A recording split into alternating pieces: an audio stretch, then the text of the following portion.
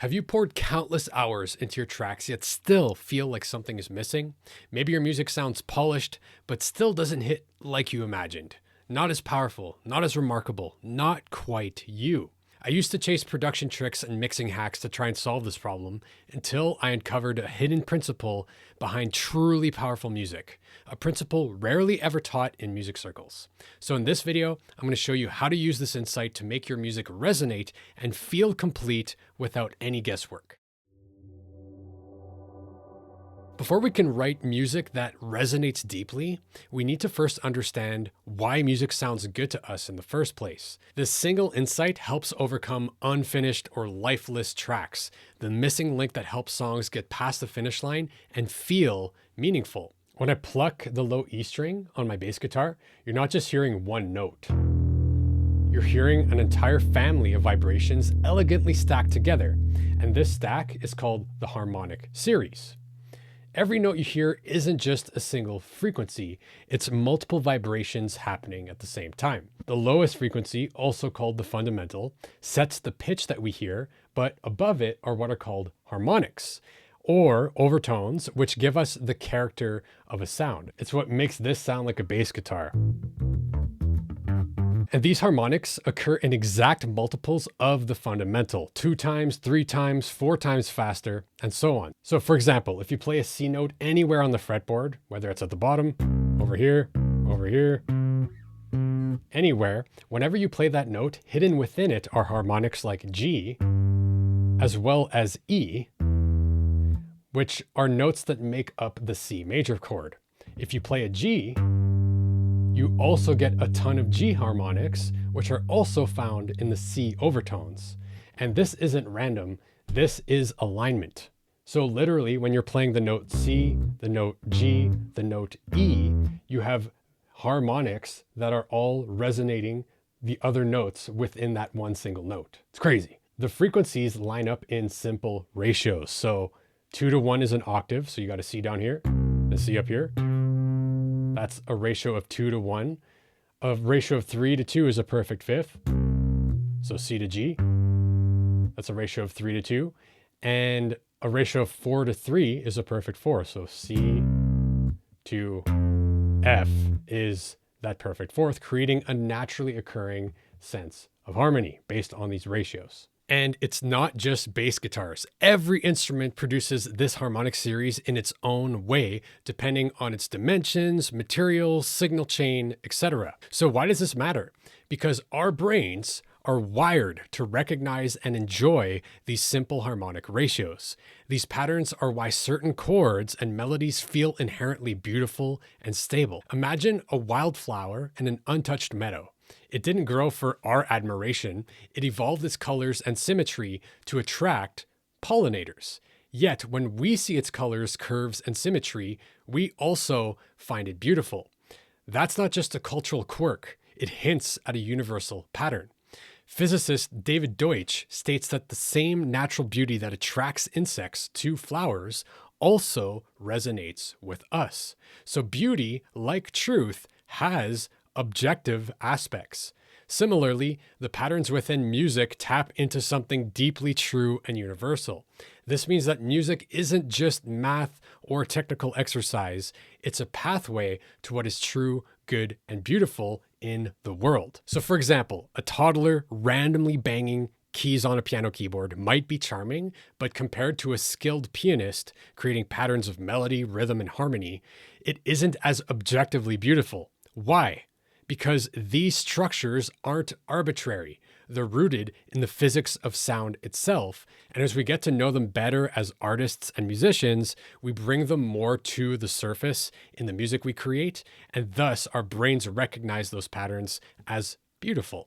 When you understand music as a reflection of deeper universal truth, your creative process transforms. You stop chasing trends or second guessing yourself. Instead, you start trusting your ears and your intuition, knowing that they're tuned into something universal. So how can we apply this practically? All right, so number one is to trust your ears. And I know that advice is passed around a lot, but there's some truth to it. If a chord or melody gives you the chills, there's likely a harmonic reason for it. Lean into that alignment. Your brain recognizes patterns even without theory knowledge, so trust your intuitive sense of beauty and follow it. Number 2, listen inside your sounds. Use a spectrum analyzer to visualize and isolate harmonics of a sound. When you isolate parts of a sound, if you listen closely, you'll probably hear something new, a new perspective. A fun way to do this is by experimenting by stacking harmonics on a sine wave using something like Ableton's operator to isolate and hear these harmonics clearly. You'll quickly learn which combinations evoke warmth, richness, or tension. All right, so I'm just in Ableton here and I've loaded a synthesizer called Operator.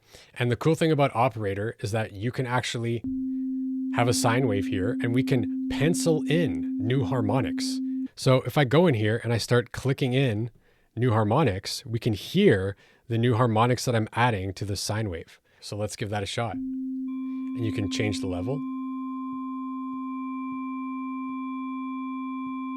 And you can discover some really cool relationships of the harmonic series by playing around with this. So this can be used as a synth patch with custom harmonics or as a tool to explore the harmonics of the harmonic series. Number 3 is to experiment with timbre and overtones. So on instruments or synths, emphasize or remove certain harmonics intentionally.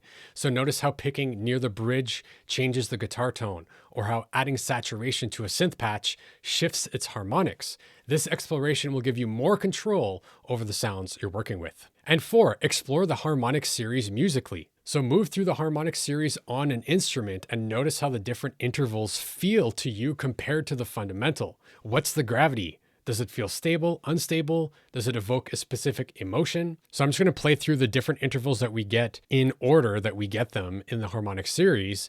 And it's a useful exercise to explore the different intervals and how they feel for you. So to start off, I'll play this C down here and I'll play the octave.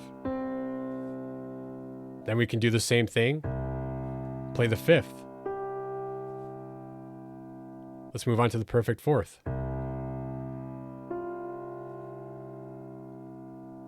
They all have their own quality. Let's go to the major 3rd. Now the key here is to notice how each interval feels relative to the fundamental. Is it stable, unstable, tense, or relaxed? Does it combine with other intervals in unique ways? And understanding these emotional colors in your own way will give you the keys to guide your compositional choices across all musical devices. By the way, insights like this are only powerful if you actually capture and apply them. That's exactly why I created a free Notion template of my entire creative workflow. It's built to help you track your breakthroughs, organize your process, and connect your music to these deeper principles we're exploring. You can grab it with the link below and even use it alongside what we're about to cover next. When we take these harmonic ratios and stretch them across time, something incredible happens. They form patterns. These patterns aren't just audible, they're visible, tangible, and universal. Have you ever seen cymatics? It's an amazing demonstration of how sound affects matter. If you vibrate a plate covered with sand at certain frequency thresholds, beautiful geometric patterns emerge. Circles, spirals, mandalas. Higher frequencies create more complex patterns, just like crop circles. Just kidding. Let's keep going. Let's keep going. This isn't just theory. You can literally see vibration shaping reality. It's the same principle we see everywhere. Water changes from solid, ice, to liquid, water, to gas, steam, simply by vibrating faster. And yes, heat is vibration. Your brain waves, measured in hertz, shift your mental state of consciousness, sleep, relaxation, focus, etc. Even seemingly solid objects are actually just particles vibrating incredibly fast. So for example, if I were to move a wall beside you, a foot closer and a foot away, speeding up, at a certain point, it would just appear like the wall is a foot thicker than it was before because I'm vibrating it so fast. So frequency and pattern are the hidden codes of reality itself. Mic drop. In music, it's the same harmonic ratios that form rhythms and intervals. A Victorian invention called the harmonograph illustrates this vividly. Two pendulums swinging in simple ratios like 3:2 draw beautiful symmetrical shapes on paper, visually translating musical intervals into geometric patterns. This reveals a powerful truth. Music isn't just pleasant sound, it's a universal language. You're literally playing with the fabric of reality, architecting beauty from universal principles. And recognizing this makes music profoundly meaningful, no matter how you choose to interpret it. It's about creating order, resonance, harmony, or whatever else you want to express in the world, the same that the human spirit strives to do. So how do we do this in application? Use these insights about musical geometry and harmonic patterns to enhance your creativity and compositions. It's a low-stakes environment to play with these principles of life. So number one is to think in Lego bricks. So take a small music idea, like a motif or a rhythm, and repeat it at different scales throughout your track. By reusing and exploring these musical Lego bricks, you'll build cohesive, intentional music that the brain naturally recognizes and enjoys. All right, so I'm just in this session in Ableton of an old tune that I wanted to highlight this Lego brick concept in a composition. So there's a couple times that I'm reusing very much the same motif, the same idea in a recontextualized way, which helped me write different sections of this piece. So I'll just show you the motif that I started with and how it changed real quick so you can get the idea. So listen for this melodic motif. Okay, so that riff ended up becoming the main riff in the verse. Right? That melody. And that melody actually led me to create these melodies in the chorus.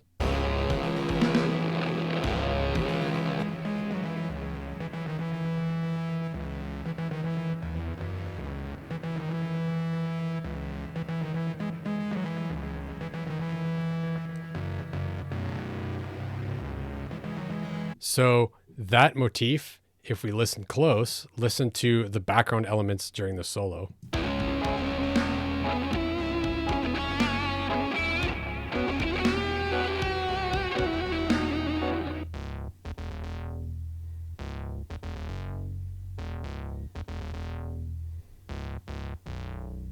Right? So giving that motif to the bass during the solo section feels familiar, but it feels like a new section because it's a different instrument playing a different role, playing very similar, if not the identically same motif. Then during this bridge, yet again, we bring that back, that main motif, but playing a different role. It's not the main riff, it's a motif kind of swirling in the background.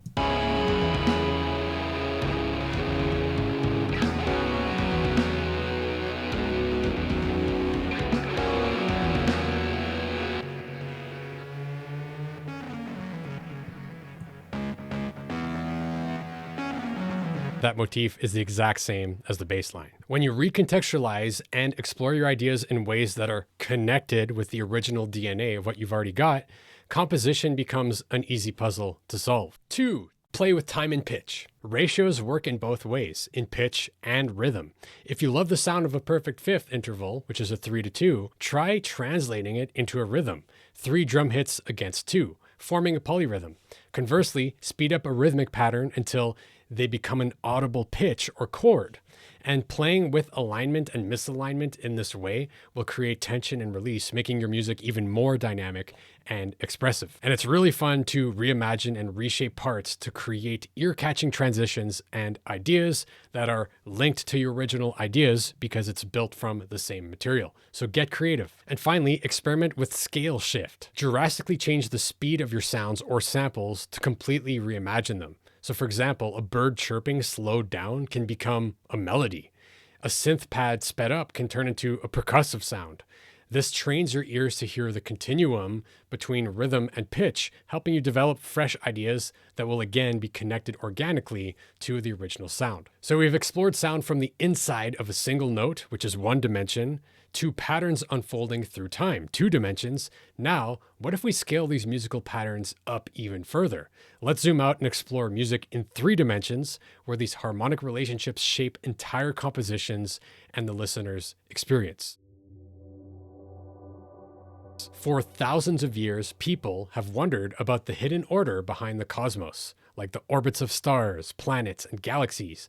Amazingly, the same harmonic ratios that make music beautiful also appear in celestial movement. Take the orbital relationship between Earth and Venus. Over an 8-year cycle, their paths around the sun trace a stunning 5-petaled flower shape known as the Venus rose. Now that's some orbital resonance right there. Jupiter's moon, Io, Europa, and Ganymede are in a 4-2-1 resonance. The concept that celestial bodies produce music through their orbital movements is an ancient idea dating back to Pythagoras, known as the music of spheres. While the idea of audible music from the heavens is not literally true, the mathematical relationships in orbital resonance do reflect the harmonic ratios found in music. Crazy, right? So why does this happen? Venus orbits the sun roughly 13 times. In the same period, Earth orbits 8 times, creating a 13-to-8 ratio. This cosmic dance is literally a musical interval unfolding in space. It has a precise rhythm somewhere between a minor sixth and a major sixth. This isn't on-off coincidence either. Certain geometric shapes and ratios, circles, platonic solids, appear everywhere in molecules, flowers, planetary orbits, and musical intervals. This interconnectedness is often referred to as sacred geometry, reflecting fundamental patterns that connect number, mathematics, music, and the cosmos. Now, don't get me wrong, you don't literally have to believe that your favorite song aligns with planetary orbits, though. The point is recognizing musical intervals as universal principles can profoundly inspire your creativity. Music isn't just something humans invented. It's a universal language that we've discovered, tapping into the very essence of reality and expressing ourselves through the symbolic experience of music. So harnessing this kind of cosmic perspective can add depth and symbolic meaning to your music. All right, so treat intervals as cosmic building blocks. Next time you build a chord or melody, remind yourself that intervals, octaves, fifths, thirds reflect cosmic ratios. A perfect fifth doesn't just sound nice, it's a 3-to-2 ratio echoing nature, just like Neptune and Pluto are in a 3-to-2 resonance. Approaching intervals with this reverence can inspire more meaningful and intentional songwriting. And who knows, this idea may have inspired some artists. Saturn comes back around to show you everything, lets you choose what you will not see, and then drags you down like a stone or lifts you up again, spits you out like a child, light and innocent. 2, trust intuitive resonance. If a certain progression or chord resonates deeply, trust that feeling. Your intuition is signaling some sort of alignment in you, and explore why it moves you. What harmonic or timbral quality does the sound have? Identifying and understanding these intuitive pulls can help you develop your taste and make it easy to replicate or expand on them. Once you find something, try to understand it from this perspective. What intervals are you using? What feelings does it evoke? 3, recontextualize relationships. Keep one musical element constant and shift its relationships to others. For example, hold a single note steady and change the notes around it. Notice how the note's musical function and emotional character shifts from stable to tense, resolved to unresolved, and this practice helps you explore new harmonic relationships and expand beyond the structures you usually use. All right, so let me show you what I mean by recontextualizing the relationship of notes. So let's take this C, for example. Beautiful sound, right? And let's say we wanted to make this C the root note of, let's say, a minor 7, right? So here's our root, right? Beautiful chord. But if we keep our eye on the C, there's many ways we can recontextualize what this note means. So for example, I could make it the flat 5 of a minor 7 flat 5. Maybe we can make it the sharp 4 of a major triad with a sharp 4 on top, right? Maybe we want to make it the middle voice of a minor 7, the flat 7. Maybe we want to make it the 5 of a minor 7. Right? And you can explore this and find all sorts of cool ways to recontextualize it. Maybe we want to make it the top note of a major 7.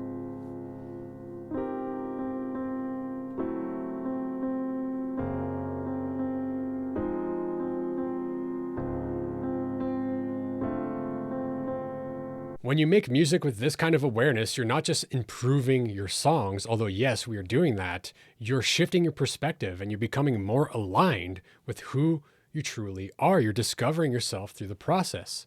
So if this perspective shifted something for you, and if this video even gave you one aha moment and you want to go even deeper, then definitely check out this video next. In that one, I break down how to apply these ideas directly into your workflow using universal creative principles to help you finish better music without forcing the process. So keep exploring, stay creative, and I will see you in that video.